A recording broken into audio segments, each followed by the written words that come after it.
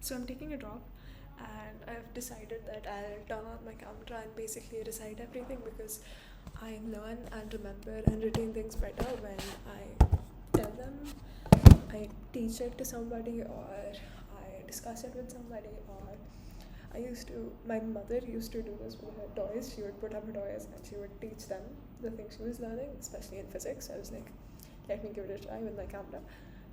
So first, we're gonna do structural organization of animals. So first, animals, not frogs or cockroaches or anything. So tissue is, I made a video like 5 minutes ago, and it was like 10-15 minutes long because I kept in. So I'm gonna just stop, and I won't use filler words because that helps. Tissue is a group of cells with similar origin in embryo and similar functions. Study of tissues is histology.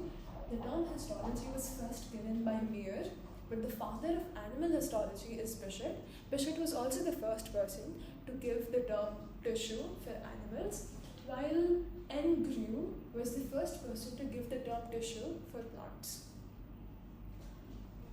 Tissue was first evolved in Cnidaria or Coelenterata, and tissue level organization is found in two phylums, Cnidaria, Coelenterata, and Ctenophora. Animal tissues, epithelium, connective, muscular, and nervous, and their origins respectively are ectoderm, endoderm, mesoderm, and ectoderm. So epithelial, endo, ecto, meso, muscular, meso, connective, meso, and neural, ecto. So we also have some exceptions for muscular and neural. Muscular, most are meso except 3, which are ecto, iridial muscles, ciliary bodies, and bryoepithelial cells. And for neural, we have most are ecto, but we have one which is meso, which is microglia. Now, all the categories of all animal tissues. So epithelial, we have simple and compound or complex or stratified. Simple, we have simple squamous, simple cuboidal, simple columnar. Ciliated has two branches, ciliated cuboidal, ciliated columnar. Then after ciliated, we have glandular and pseudostratified. Then for complex or compound or stratified, we have stratified, which has 3, once again, squamous, cuboidal, columnar. And after that, we have transitional. Then we have connective. Connective, we have loose connective, dense connective, specialized, and 3 others. So loose connective, we have areolar and adipose. Dense connective, we have dense regular, ligament tendon, and dense irregular. Then for specialized, we have skeleton, bone, and cartilage, and fluid, blood, and lymph. Then we have the 3 others I was talking about, pigmented, mucoid, and reticular. Then for muscular, we have skeletal or voluntary, smooth or involuntary, and cardiac. Then we have neural, neurons, neurological cells or neuroglia, which has macroglia and microglia. Then we have neurosecretory cells, and then we have ependymal cells. Now epithelium. Epi means upon, thelium means layer. So it basically translates into upon another layer or upon another layer of tissue. So it rests on another layer of tissue. It was first termed by a guy whose name I cannot pronounce, but the spelling is Ruyusch. It's not in the NCERT, so I'm not going to remember it. So origin, ectoderm, we have epidermis of skin. Endoderm, we have epithelium of Gardner and ventricular. Mesoderm, we have coelomic epithelium. And then characteristics, they have variously shaped cells.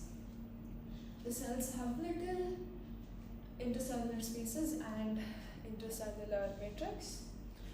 They are avascular, which means they have no blood supply, but they have neural supply. They have nerve supply. Neural innervation is present. Then we have, it is connected to the basement layer in one surface. Exception is transitional epithelial, and blood supply is not present in any of them except cochlea. Then we have epithelial lines, the internal and external surfaces. At least one surface is always exposed, and it also lines movements and body cavities. Basement membrane is connected to the basal part of the basement membrane is connected to the basal part of the cell, epithelial cell. It has two layers, basal lamina and fibrous or reticular lamina. Basal lamina is made of mucopolysaccharides and glycoproteins. It is connected to the basal part of the epithelial cell. Below it we have the fibrous lamina or reticular lamina, which is basically connected to the connective tissue, which supplies the nutrition by diffusion. Yes, one more characteristic is that it receives its nutrition by diffusion through the basement membrane, which is further connected to the connective tissue. And this fibrous or reticular lamina is made of some proteins, lamin. Then we have simple epithelial tissue, and they are basically single layered cell tissue. Single layer of cells are attached to the basement membrane. Their apical surface can be different. So we have smooth or straight, smooth or simple, which has a smooth apical surface. Then we have brushed bodied apical surfaces, which are kind of like this. They have macrovilli. They don't have the line to arrangement or basal body. Then we have ciliated, which have cilia, which have the line to arrangement as well as basal body. That's it. Are you? Side type complete, yeah, okay.